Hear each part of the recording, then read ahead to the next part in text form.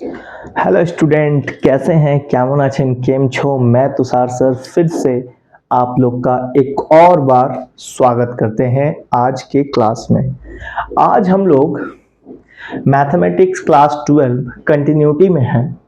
ठीक है, तो आज हम लोग एक थ्योरम के ऊपर डिस्कस करेंगे। अलजेब्रा ऑफ कंटिन्यूअस इसे कहते हैं। आप इस थ्योरम के थ्रू कंटिन्यूटी के जो बेसिक कॉन्सेप्ट है उसको हम लोग आज देखेंगे। हम हमेशा से ही बेसिक कॉन्सेप्ट की तरफ इसलिए बात करते हैं क्योंकि कभी भी आपको अगर कंपटीशन, जेई मेंस, इस तरह के जो भी एग्जाम्स होते हैं, आपको अगर उसको फॉलो करना है, उसको अच्छे से compete करना है, ठीक है, तो सबसे पहली बात है कि आप लोग को अपना बेसिक स्ट्रांग रखना पड़ेगा। बहुत बार ऐसा होता है कि थ्योरम्स वगैरह को हम लोग नेग्लेक्ट कर देते हैं। तो चलिए सबसे पहले तो इसको देखते हैं, ज़्यादा बात को आगे ना बढ़ाते हुए पहले क्या है इसके बारे में थोड़ा समझ लेते हैं। हम लोग के पास जो थ्योरम है, ध्यान से उसको देखिए। थ्योरम ये कहता है कि एफ और G be two real function है। रियल फंक्शन हम लोग जानते ही हैं कि रियल नंबर्स के बारे में हम लोगों को पता है। सारे इंटीजर, सारे natural number, whole number, rational number, irrational number को अगर हम एक जगह पे रखते हैं, एक बकेट में रखते हैं, तो उस होल बकेट को हम लोग क्या कहेंगे? This are real number. क्योंकि रियल के अलावा जिस नंबर को हम लोग जो बोलते हैं, जैसे कि नेगेटिव नंबर तो पॉजिटिव, ठीक है, तो उसी तरीके से रैशनल तो इरेशनल। तो रियल का ऑपोजिट होता है इस इमेजिनरी नंबर। तो उसके बारे में भी हम लोग कॉम्प्लेक्स नंबर में पढ़ेंगे, जो कि क्लास 12 में भी है, आई थिंक सो क्लास 11 में है, सॉरी। तो जो कि आप लोग कंपटीशन के लिए तो आप लोग को ऑलमोस्ट 11 12 दोनों पढ़ना पड़ता है। तो क्या है रियल फंक्शन के बारे में डिस्कस किए। कंटिन्यूअस है at x equals to a। तो इतनी बात से हमें ये पता चल रहा है, अगर हम लोग इसके प्रूफ के तरफ जाएंगे तो हम लोग को ये पता चल रहा है कि limit x tends to a is f(x) जो मुझे मिलेगी वो f(a) के बराबर होगी, और limit x tends to a this is function gx है मेरा, gx is equal to ga होगी। तो आप लोग ये चीज नोटिस कर पा रहे हैं कि f और g को हम लोग रियल फंक्शन कंटिन्यूअस कह रहे हैं। कंटिन्यूअस के बारे में मेरा वीडियो बना हुआ है, आप उसमें देख सकते हैं। हमने 6 फिगर के थ्रू कंटिन्यूअस को बहुत अच्छे से हम लोगों ने समझा था कि जब कोई पाथ और उसके पाथ के बीच का जो fa होगा, यानी जो पॉइंट होगा, जिस पॉइंट पे वो उस दोनों पाथ को लेफ्ट हैंड साइड और राइट हैंड साइड, जब सारे पाथ उस फिगर में एक साथ होंगे तभी हम उसको कंटिन्यूअस कहते हैं। तो इसके बारे में हम लोग अच्छे से देखे हैं। आप चाहें तो उस वीडियो को देखें, देन इसमें आए। फिर हम लोगों ने क्वेश्चंस भी किए हैं, उसका ये वीडियो है, आप उसको भी देख सकते हैं। और फर्दर हम लोग फिर आगे भी करेंगे। तो ये है हम लोग के पास गिवन बात। और फिर alpha be a real number, alpha एक रियल नंबर है, उसके बारे में भी हम लोग यहाँ पे डिस्कस करेंगे। ठीक है, अब पहला नंबर के तरफ अगर हम लोग प्रूफ में चले तो क्या कहता है कि f प्लस जी कंटिन्यूअस दिखाना है x इक्वल टू a। तो इसका मतलब होगा कि limit x tends to a f plus G x, इसको हमें कंटिन्यूअस दिखाना है। तो कैसे? ये जस्ट लाइक आप लोग क्लास 8 9 में सॉल्व करते थे हम लोग कुछ इस तरीके से। तो हम लोग लिखते थे 2 इंटू एक्स, 2 इंटू 3 6, इस तरीके से। तो कुछ ये भी वैसा ही दिख रहा है कि ये एलिमेंट एक बार हम लोग लेंगे, इसको लिमिट को दोनों तरफ से रखेंगे तो लिखेंगे F X plus limit X tends to A,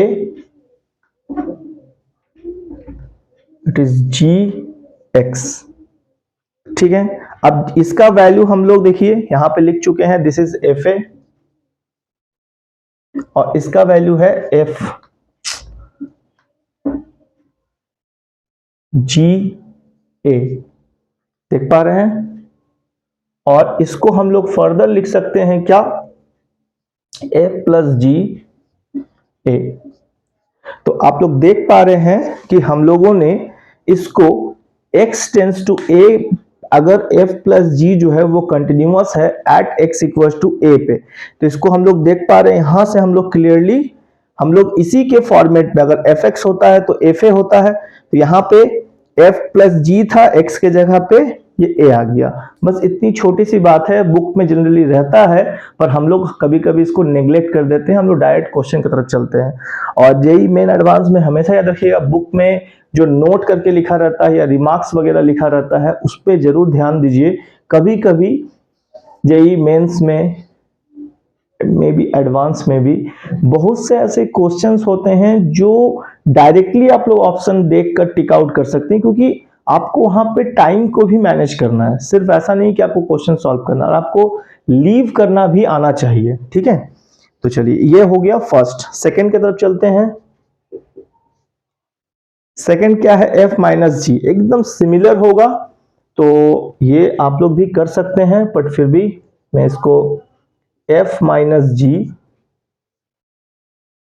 x, तो इसको भी वैसे ही करेंगे। Limit x tends to a is f x minus limit x tends to a gx। अब फिर से लिमिट लगाएंगे तो ये फिर से हो जाएगी fa, ये हो जाएगी ga, और ये फिर से हम लिख सकते हैं f माइनस जी और फिर बाहर a। तो आप लोग देख पा रहे हैं कि ये फिर से मुझे इसी पैटर्न पे, अगर ये इसके बराबर, ये गिवन पार्ट था एक तरह से अगर देखा जाए तो ये हम लोग के पास गिवन था कि इसी फॉर्मेट पे वो पहला लाइन के हिसाब से हम लोगों ने इसको आगे कि अगर ये आपस में fa हो सकता है, रियल फंक्शन है, ये कंटिन्यूअस है, तो क्या उसका प्लस क्या उसका minus same x tends to a पे क्या कंटिन्यूअस होगा? बिल्कुल। अगर एक फंक्शन उस पॉइंट पे कंटिन्यूअस है तो एक दूसरा फंक्शन भी जो सम हो रहा है वो भी अगर उसी पॉइंट पे कंटिन्यूअस है तो उसका सम भी कंटिन्यूअस होगा, उसका माइनस भी कंटिन्यूअस होगा, हम लोग देख पा रहे हैं। उसी तरीके से अगर हम कोई फंक्शन fa कंटिन्यूअस है, fx जो है कंटिन्यूअस है पॉइंट a के लिए, तो क्या कोई नंबर अगर मल्टीप्लाई करते हैं अल्फा, यानी कि 2 3 4 5 समथिंग कोई नंबर, तो क्या उसका प्रोडक्ट भी कंटिन्यूअस होगा? बिल्कुल। जब आप लोग क्वेश्चंस पे जाएंगे तो वहां पे आप लोग डायरेक्टली आंसर लिख सकते हैं कि अगर वो फंक्शन कंटिन्यूअस है समथिंग x इक्वल टू 2 पे कोई एक वैल्यू, तो उसके साथ अगर कोई प्रोडक्ट हो रहा है नंबर, रियल नंबर, तो वो टोटल होल भी कंटिन्यूअस होगा। ठीक है, यहां तक तो हो गई। चलिए आगे बढ़ा जाए, इसको पहले हम लोग रब करें।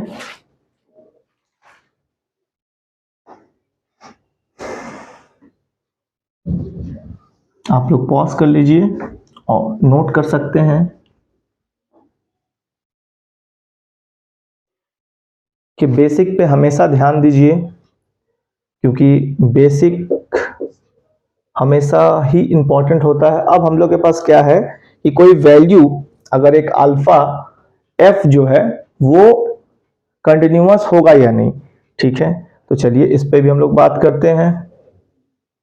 तो यहां पे भी हम लोग इसको limit x tends to a, अब इसको अगर हम जब ब्रेक करेंगे तो लिखेंगे limit x tends to a, alpha as it is रहेगा और यहां हो जाएगा fx, और जैसे ही हमको पता है कि इसको हम लोग लिमिट को लेंगे तो ये अल्फा fa, इसका मतलब हुआ कि मुझे इसी सेम पैटर्न पे, यानी कि अल्फा एक तरह से कांस्टेंट वैल्यू के रूप में अलग हो जाएगा और मुझे मिलेगा fa। तो यहां पे भी हमको मिल रहा है कि ये कंटिन्यूअस है। अब हम लोग प्रोडक्ट की तरफ चलते हैं, तो limit x tends to a is F G x, तो इसको भी हम लेंगे, अगर लिमिट इसको भी अलग करेंगे तो एफ जी मतलब F X dot G x, पहले ये आएगा। अब फिर हम लोग इसको बारी बारी से लिमिट लगाएंगे, तो ये हो जाएगा F X dot limit X tends to A G X. अब आप लोग इसको देख सकते हैं कि इसका वैल्यू क्या होगा, एफ ए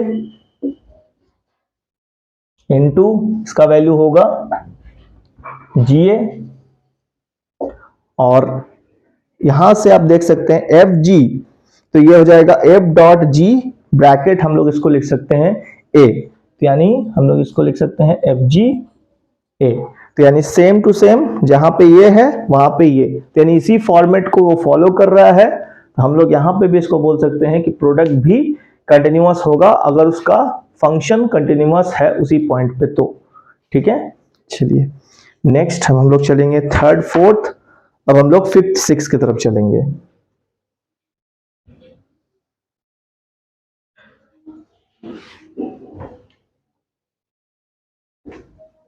अब फिफ्थ सिक्स हम लोग से क्या कहता है कि अगर limit x tends to a 1/f(x), तो अब इसको हम लोग कैसे लिख सकते हैं? तो यहां पे अब हम लोग को करना पड़ेगा कि limit x tends to a, हम इसको बोल सकते हैं 1/fx। अब यहां पे क्लियर कट ये बोल रहा है कि अगर हम यहां लिमिट लगाएंगे तो अब जो ये मेरे पास लिमिट होगा वो तो इसके साथ चला जाएगा। ठीक, तो हम यहां पे क्या लेंगे 1/fa। अब ये क्लियर कट ये बोल रहा था, देखिए कि ये 1/f कंटिन्यूअस होगा at x equal to a, provide कर रहा है कि fa not equal to zero होगा। और आप लोगों को पता है कि कभी भी डिनोमिनेटर हम जीरो नहीं कर सकते हैं तो फिर वो रियल नंबर नहीं रहेगा, वो चला जाएगा मेरा इंफिनिटी के तरफ, तो फिर मैं उसको रियल नंबर नहीं बोल सकता। तो यानी कि ये इंफिनिटी जाने की वजह से ये लिखा हुआ है कि fa आप नॉट इक्वल टू जीरो छोड़ के आप सारे वैल्यूज को ले सकते हैं। ठीक है, तो ये भी हो गया। अब नेक्स्ट हम लोग 6 नंबर की तरफ चलते हैं। Limit x tends to a, हम लोग के पास है f/g और टोटल x। तो अब इसको पहले हम लोग चेक करेंगे लेंगे, तो ये हम लोग के पास क्या आएगा,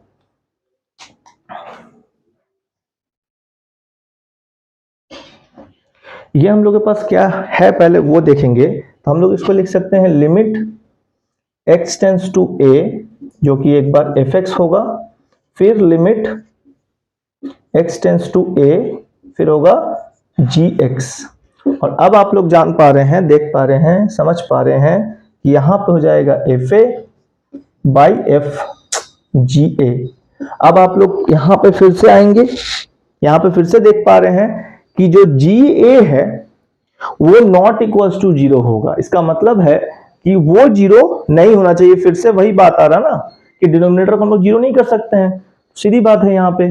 तो यहां तक हम लोगों ने ये क्लियर कट देखा कि अगर दो फंक्शन मेरा पहले से कंटिन्यूअस है किसी पॉइंट पे, तो उन दोनों का सम कंटिन्यूअस, उन दोनों का डिफरेंस कंटिन्यूअस। जो मूलभूत बात है इस थ्योरम का मैं वो बता दे रहा हूं एक बार फिर से। ठीक है, तो ये क्या होगा मेरा कंटिन्यूअस यानी plus subtract continuous product of any number of this और this continuous product of this two function, जो पहले से कंटिन्यूअस है उसी पॉइंट में, उन दोनों का प्रोडक्ट भी कंटिन्यूअस होगा f इंटू जी का। तो ये भी हो गया। फिर हमने 1/समथिंग यानी रेसिप्रोकल ऑफ द फंक्शन, अगर ये कंटिन्यूअस है तो रेसिप्रोकल भी उसका कंटिन्यूअस होगा। जो मूलभूत बात है वो है, इसको बस आपको समझना है, दिमाग में रखना है, ऐसा नहीं कि ये एग्जाम में आएगा। ठीक है, एग्जाम हमेशा याद रखिएगा, हमेशा बहुत सी ऐसी चीजें हैं जो हम लोग सिर्फ एग्जाम पर्टिकुलरली के लिए पढ़ते हैं, वो सही भी होना चाहिए, वो अप्रोच भी सही है कि आप एग्जाम पॉइंट ऑफ व्यू से ही पढ़िए। लेकिन पढ़ाई हमेशा हम लोग करते हैं अपने लिए, बट वो पढ़ाई देते हैं हम लोग सोसाइटी को। कभी भी एक डॉक्टर अगर वो अपनी मेडिकल को पास करने के बाद अगर वो घर में रहे और वो कहे कि सर मैं अपने फैमिली मेंबर्स का ही ट्रीटमेंट करूंगा, तो क्या वो एक डॉक्टर कहलाएगा? नहीं। एक टीचर कभी भी अपने आप को अगर स्टडी करवाएगा सिर्फ अपने फैमिली लोगों के लिए, तो वो कभी टीचर नहीं कहलाएगा। तो हमें पढ़ते हैं हम लोग अपने लिए, लेकिन उसका यूटिलाइजेशन या उसका इम्प्रोवाइजेशन या उसका जो यूज है हम लोग कहीं ना कहीं सोसाइटी में ही करते हैं।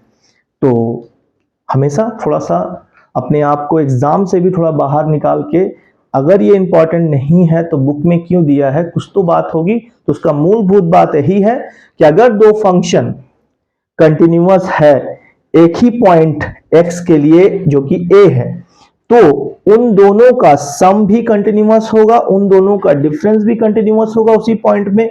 अगर उन दोनों का दोनों फंक्शन के साथ हम किसी रियल नंबर को मल्टीप्लाई भी करते हैं तो भी वो कंटिन्यूअस होगा उस पॉइंट पे। प्रोडक्ट करते हैं दो कंटिन्यूअस फंक्शन का जो पहले से है वो भी कंटिन्यूअस होगा, उसका प्रोडक्ट भी। और उन दोनों का रेसिप्रोकल अगर करते हैं तो भी वो कंटिन्यूअस होगा उस पहले वाले पॉइंट पे ही।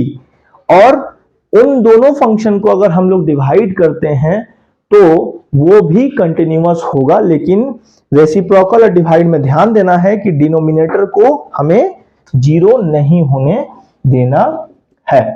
तो यानी आप लोग ये चीज नोटिस कर रहे हैं कि ये बहुत सिंपल सी बात थी, बहुत इंपॉर्टेंट बात है। तो जनरली हम लोग छोड़ देते हैं, तो मुझे ऐसा लगा कि छोड़ने से बढ़िया है क्यों ना मैं इसका एक वीडियो बना दूं और आप लोग उसको बस देख ले और समझ ले। बाकी आपको ज्यादा डिटेल में इसके ऊपर फोकस जो आप लोग को बेसिकली चैप्टर के क्वेश्चन पे करना है और अपने लिए एक रास्ता तैयार कीजिए कि जेई मेंस बहुत जल्द आने वाला है। मैं उस पर भी फोकस कर रहा हूं। मैं आप लोगों को बेसिक चीजें जो बता रहा हूं आप लोग ऐसा ना समझे कि वो कहीं भी यूज नहीं होने वाला है।